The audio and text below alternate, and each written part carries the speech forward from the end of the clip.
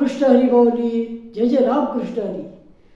बाऊली 9 मार्च रोजी म्हणजे फाल्गुन वद्य षष्टमीच्या दिवशी संत श्रेष्ठ एकनाथ महाराज यांचा हा समाधी दिवस आहे. आणि या समाधी दिवसालाच एकनाथ षष्ठी किंवा नाथ षष्ठी म्हणून ओळखलं जाते. आणि त्या निमित्तानं आपण आज संत एकनाथ महाराजांचा एक अभंग पाहूया. अभंग थोडासा वेगळ्या धाटणीचा आहे. अशा अभंगाला कूट अभंग असं म्हणतात. म्हणजे वरून सर्व सरळ दिसते, वेगळं दिसते, कधी कधी तर अशक्य वाटते आणि आतून मात्र वेगळंच काहीतरी संतांना सांगायचं असते.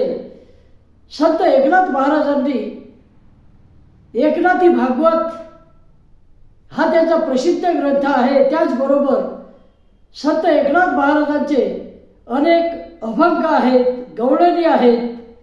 त्यानंतर संत एकनाथ महाराजांनी समाजासाठी सुद्धा खूप मोठं कार्य केलेलं आहे. भेदभाव निर्मूलनासाठी वंशभेद संत एकनाथ महाराजांना मान्य नव्हता. सर्वभूती परमेश्वर पाहणारे ते संत होते. आणि या नाथषष्ठीच्या दिवशी जवळपास 7 ते 8 लाख भाविक पैठण या ठिकाणी हा सोहळा साजरा करण्यासाठी येत असतात. या सोहळ्याचं वैशिष्ट्य म्हणजे हा सोहळा संत एकनाथ महाराजांनी सुरू केला होता. कसा तर त्यांचे गुरु जनार्दन स्वामी यांचा तो जन्मदिवस आहे आणि पुण्यतिथी सुद्धा त्याच दिवसाची आहे. आणि त्याच दिवशी संत एकनाथ महाराजांनी सुद्धा समाधी घेतली. आणि म्हणून आता संत एकनाथ महाराजांचा हा पुण्यतिथी सोहळा, समाधी दिवस सर्व भाविक मोठ्या उत्साहानं साजरा करत असतात. त्यांचाच एक अभंग आपण आता पाहूया. अभंग असा आहे पहा. चिंचेच्या पानावर देऊळ रचले, आधी कळसुबक पाया रे. चिंचेच्या पानावर देऊळ रचले, आधी कळसुबक पाया रे. देव पूजू गेले तव देऊळ उडाले, खेळिया सद्गुरु राया रे. देव पूजू गेले तव देऊळ उडाले, खेळिया सद्गुरु राया रे. पाषाणाची सांगळ मृगजळ डोही, पाषाणाची सांगळ मृगजळ डोही. वांझेचा पुत्र पोहला रे. धुई तोंडी हरडी पाणी पिण्या आली, धुई तोंडी हरडी पाणी पिण्या आली. मुखावीर पाणी प्यायली रे. आधळ्याने देखिले बहिऱ्याने ऐकिले, आधळ्याने देखिले बहिऱ्याने ऐकिले. पागळ्याने पाठलाग केला रे, पागळ्याने पाठलाग केला रे. एका जनार्दनी एकपणे विनवी, एका जनार्दनी एकपणे विनवी. हरीच्या नामे तरलो रे, हरीच्या नामे तरलो रे. असा हा अभंग संत एकनाथ महाराजांचा आहे. आणि या अभंगामध्ये नाथ महाराज काय म्हणतात ते पाहूया. पहिल्या चरणामध्ये महाराज म्हणतात, चिंचेच्या पानावर देऊळ रचले, आधी कळसू बघ पाया रे. आता अर्थ पाहिला तर चिंचेचं पान केवढं, अगदी एवढंसं छोटंसं, त्याच्यावर काय रचलं तर देऊळ. बरं देऊळ रचलं तर रचलं, ते कसं, आधी कळस आणि मग पाय. आता शक्य आहे का बावली? नाही, शक्य नाही. मग एकनाथ महाराजांचं म्हणायचं काय या अभंगामध्ये? हा कळस कोणता, देऊळ कोणतं? तर एकनाथ महाराजांनी कशाला म्हटलेलं आहे हेच आपल्याला समजून घ्यायचं आहे या अभंगामध्ये. तेव्हा चिंचेचं पान आणि देऊळ हे महत्त्वाचे शब्द यामध्ये आहेत. देऊळ म्हणजे आपला जो देह आहे, नरदेह, हे ईश्वराचं निवासस्थान आहे, म्हणून याला देऊळ असं म्हटलेलं आहे. आणि या देवळाची रचना कुठे होते? देवळाची रचना होते मातेच्या गर्भाशयामध्ये, मातेच्या उदरामध्ये जे गर्भाशय असते त्यामध्ये. मग हे गर्भाशय केवढं असते बाबा? तर जास्तीत जास्त 5 ते 7 सेंटीमीटर लांब, 7 ते 8 सेंटीमीटर लांब, 7 ते 8 सेंटीमीटर लांब आणि 4 ते 5 सेंटीमीटर रुंद, साधारणतः मोठ्या लिंबाच्या आकाराचं. आणि जाळीला केवढं तर 3 ते 4 सेंटीमीटर जाड, 3 ते 4 सेंटीमीटर जाड म्हणजे 2 इंच जाड. त्यानंतर 4 ते 5 सेंटीमीटर रुंद आणि 7 ते 8 सेंटीमीटर लांब एवढंच असते गर्भाशय. आणि याची रचना असते उलट्या पियरसारखी. पियर नावाचं फळ पाहिलं तुम्ही, या उलट्या पियरसारखी त्याची रचना असते गर्भाशयाची. आणि मानवी देह रचना कुठे जातो तर या युल्याशय छोट्याशा गर्भाशयामध्ये. आणि यालाच म्हटलेलं आहे नाथ माऊलींनी चिंचेचं पान, चिंचेचं पान. आणि या चिंचेच्या पानामध्ये म्हणजे पानावर म्हणजे या गर्भाशयामध्ये मानवी देहाची रचना होते, मानवी देह तयार होतो. स्त्रीबीज आणि पुंबीजाचा संयोग होतो, अनेक पेशी तयार होते आणि या पेशीचं पुढे विभाजन होते. विभाजन झाल्यावर ती पेशी गर्भाशयाला चिकटते.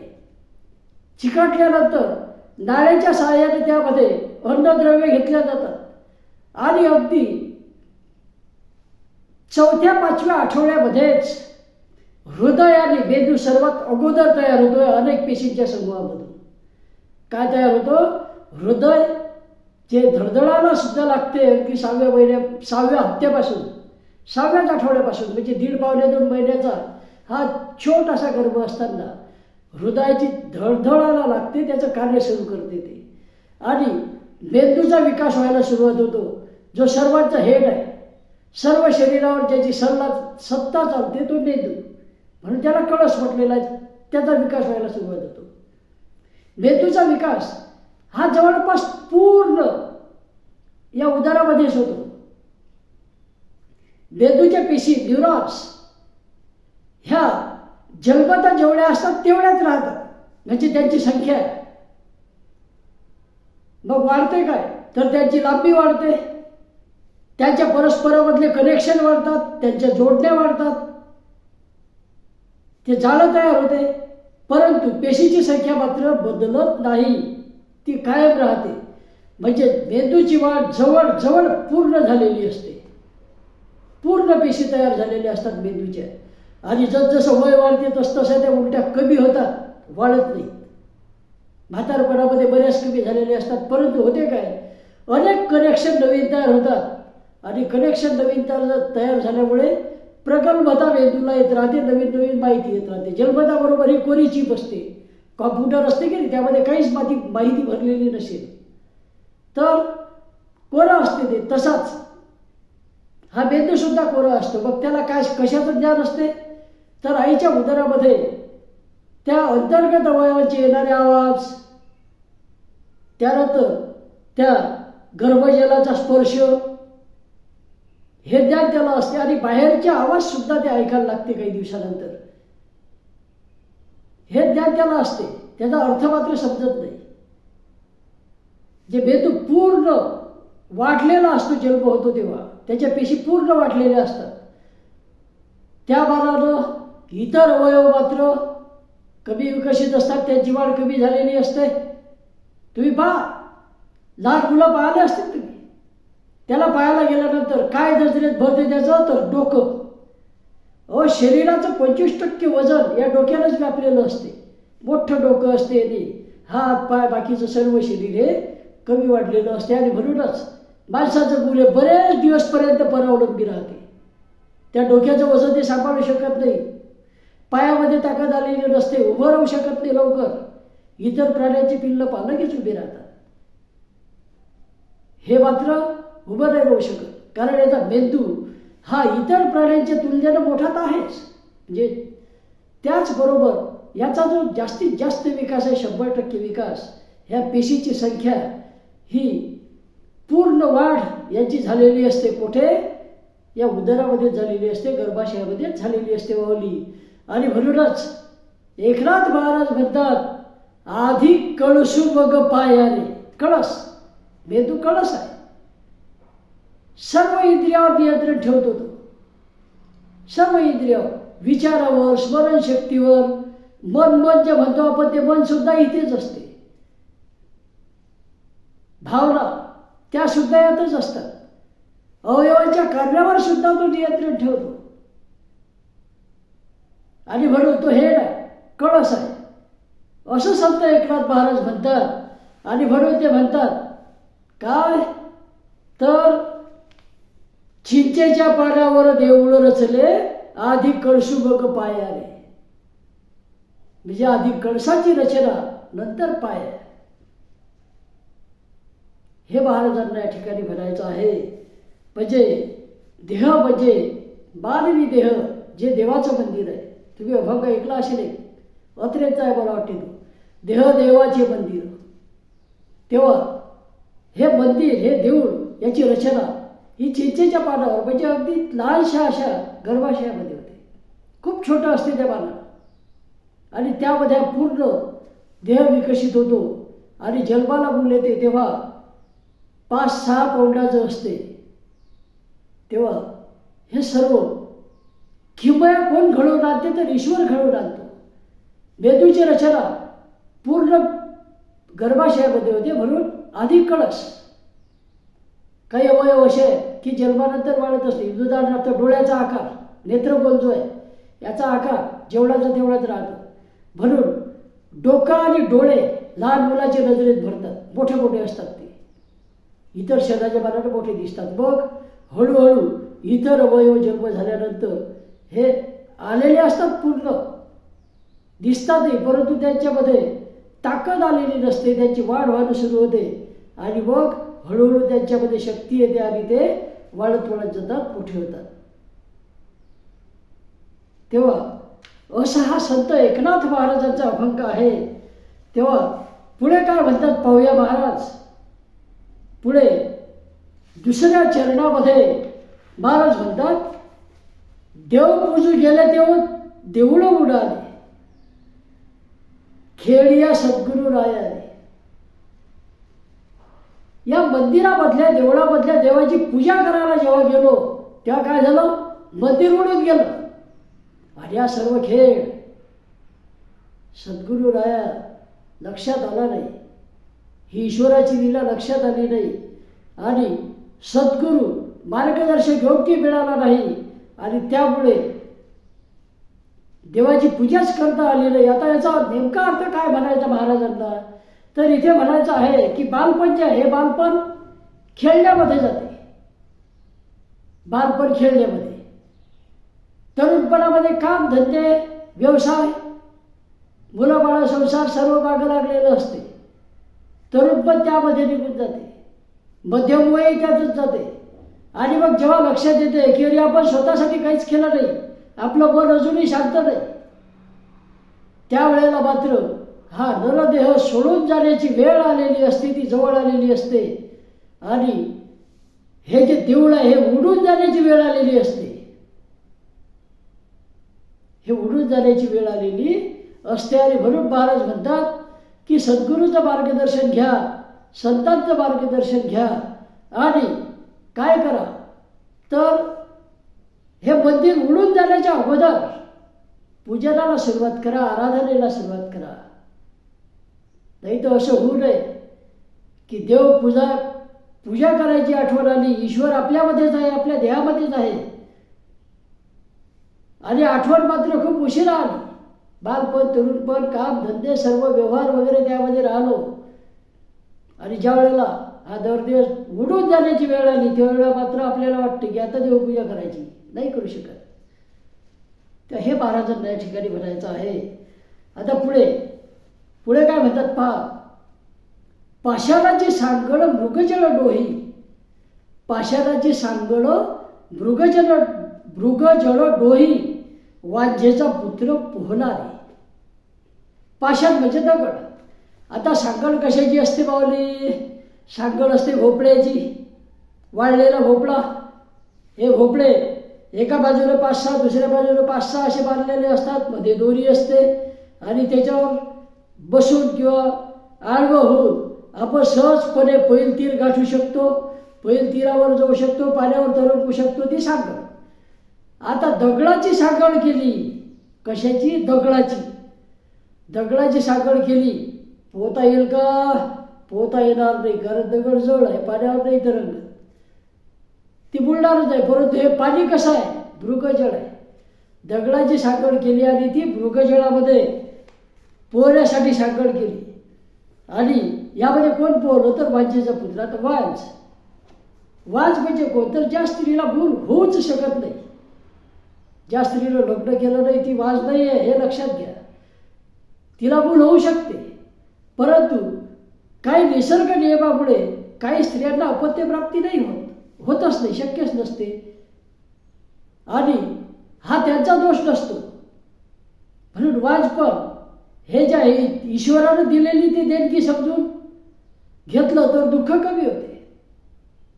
त्या इथे वाजेचा पुत्र पोहला नाही. आता वाज आहे आणि तिला पुत्र आहे, तो पोहला. कशात पण? पाषाणाची साखर घेतली आणि मृगजळाच्या डोळ्यामध्ये पोहला. सर्वच आभासी. पहा इथे काय म्हणायचं आहे, इथे वेगळाच अर्थ आहे बाहुलीचा, सरळ अर्थ नाही आहे. मी सरळ अर्थ सांगितला अगोदर. आता इथे काय म्हणतात महाराज पहा, देहाचं म्हणजे स्त्री आणि पुरुषाचं समाज मान्यतेनं एकत्र येणं, मिलन होणं, म्हणजे लग्न म्हणतो आपण त्याला, लग्न करणं. आता हे देहाचं मिलन.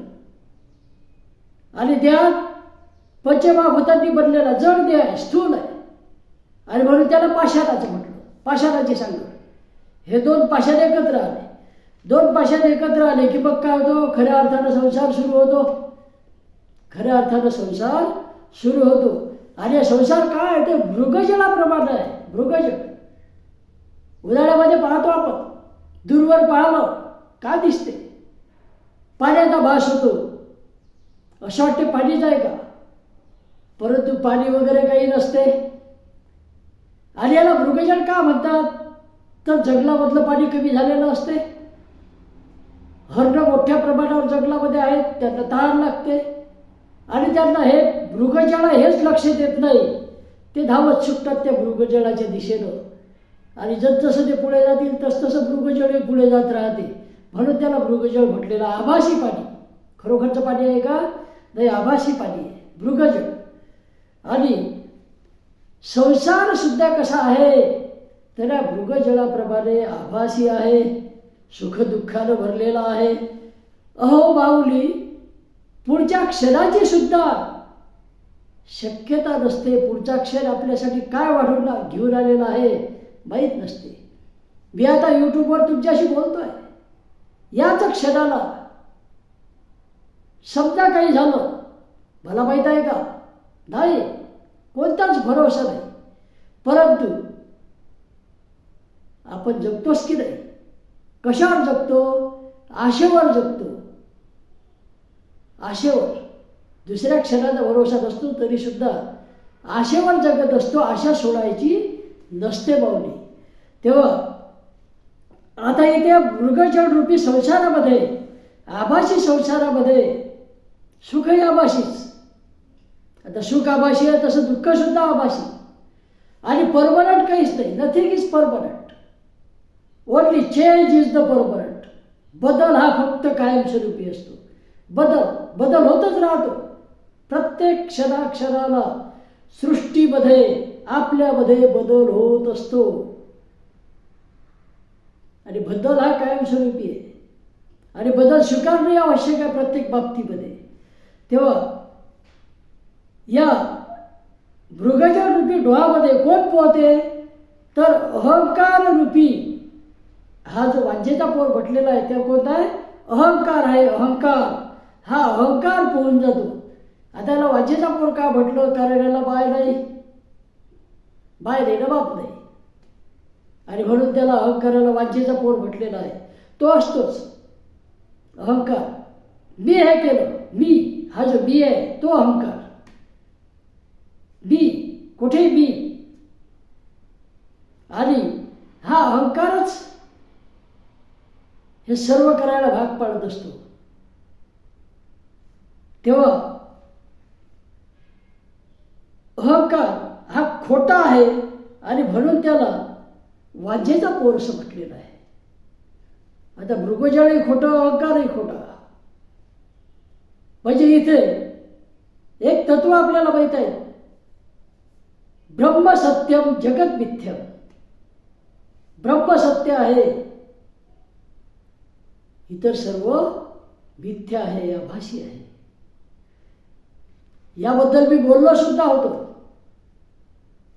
की व्यवहार आणि अध्यात्म एकत्र करू नका. एक शंकराचार्याचं उदाहरण दिलं होतं एका अभंगामध्ये, पहा. तेव्हा पुढचा चरण पाहूया. दुही तोंडी हरणी पाणी पिण्या आली, मुखाविल पाणी प्यायली रे. हरणी किती तोंडाची? 2 तोंडाची हरणी. कशाला आली? या मृगजळावर पाणी प्यायला आली. ही 2 तोंडाची हरीण मृगजळाच्या डोहावर पाणी प्यायला आली. आली 2 तोंड असून बिना मुखाचीच पाणी पिली. पाणी पिली पण कशी? मुखाविलं पाणी पिली. आता यामध्ये नेमकं काय तर मृगजळाच्या डोहामध्ये आलेली हरणी मुखाशिवाय पाणी पिली. ही हरणी म्हणजे वासना. वासना, विषय लोलुपता. आणि इथे काय आहे पहा, प्रत्यक्ष विषयाचा उपभोग घेतला गेला नाही तरी मनामधून वाईट चिंतन घडवते ती वासना.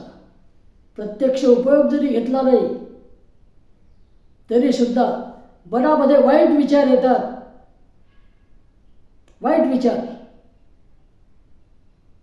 आणि कल्पनेनं वाईट कृत्य सुद्धा तो कल्पनेमध्ये एखादा करू शकतो. तेव्हा एखाद्या वेळेला इथे वासना भरून नाही, पण दुसरं एक उदाहरण देता येईल. खूप महाग अशी नवीन चप्पल आणली, ती मंदिराच्या बाहेर काढून ठेवली आणि मंदिरामध्ये गेला.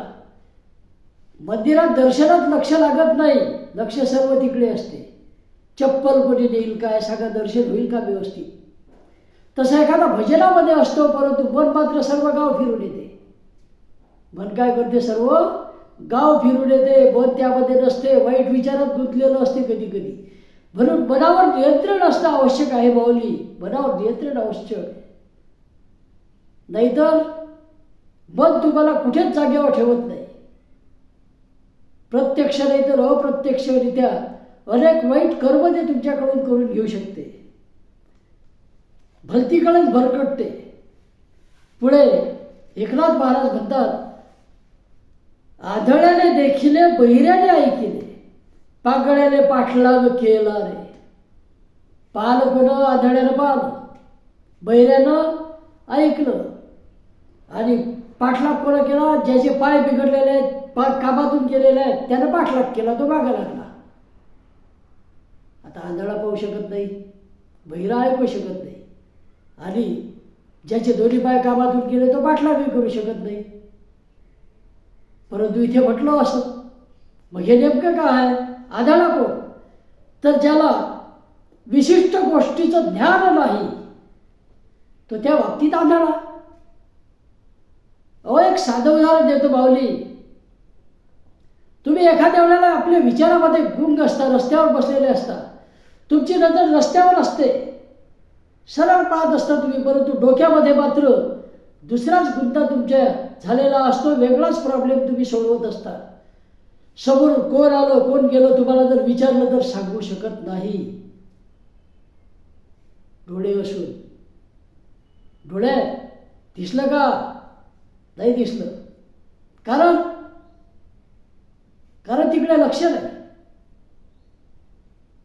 तसंच काही लोक एखाद्या भजनामध्ये एखाद्या विषयामध्ये इतके गुंगून जातात, वेगळ्या विचारामध्ये इतके गुंग होऊन जातात की त्यांना काहीच ऐकू येत नाही, काही ऐकू येत नाही.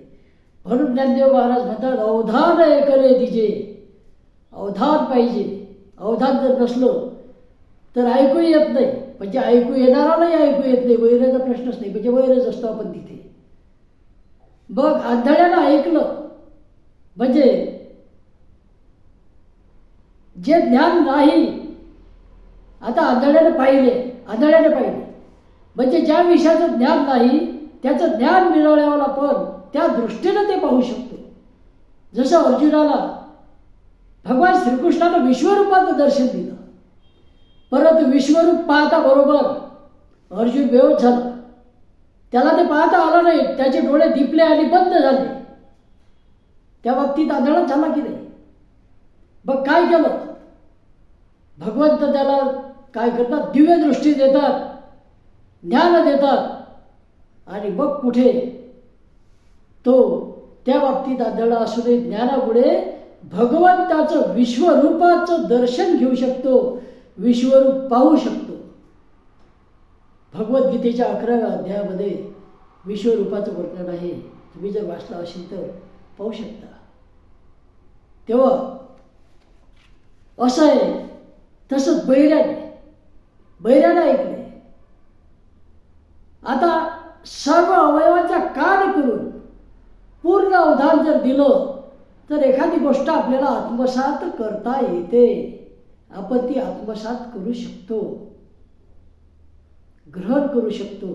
याला म्हटलेला बहिऱ्याने ऐकले. पागळ्याने पाठलाग केला. आता पागळं कोण? तर ज्याला पाय निघतो.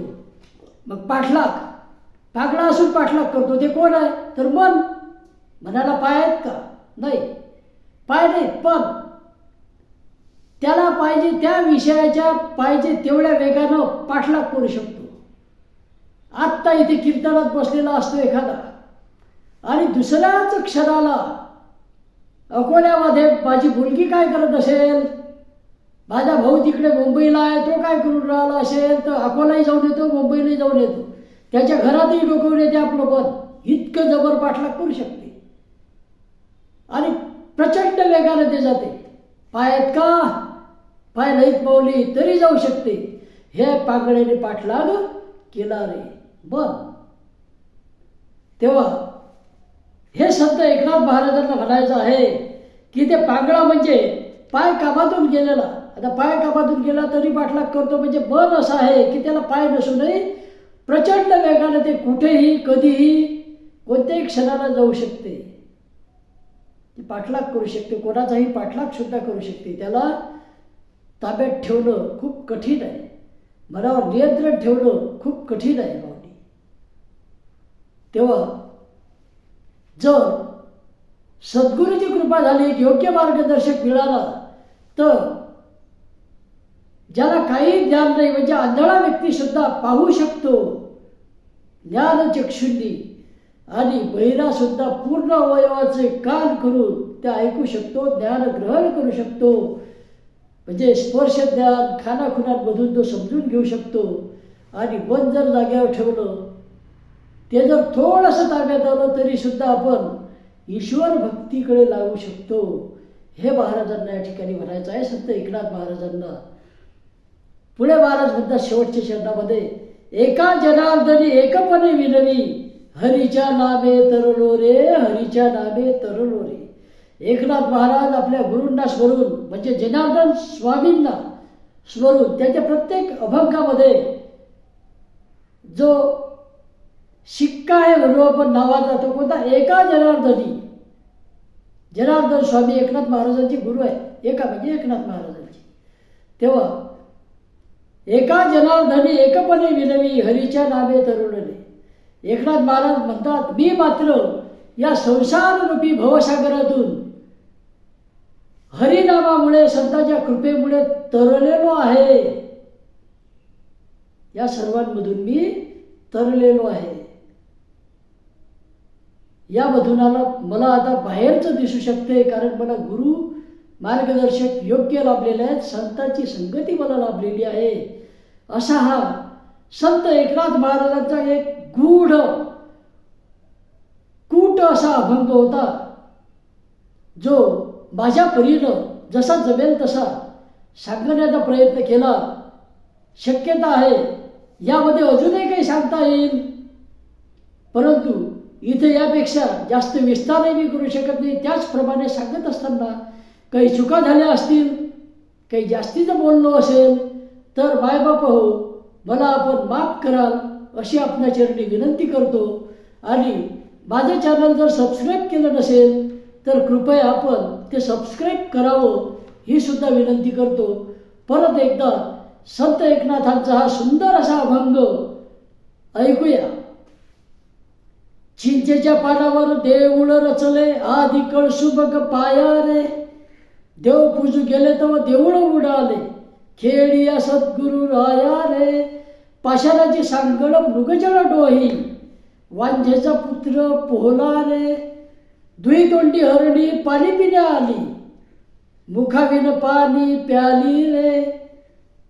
आंधळ्याने देखिले बहिऱ्याने ऐकिले पांगळ्याने पाठलाग केला रे. एका जनार्दनी एकपणे विनवी हरीच्या नामे तरलो रे. हरीच्या नामे तरलो रे. जय जय रामकृष्ण हरी. जय जय रामकृष्ण हरी. जय जय रामकृष्ण हरी.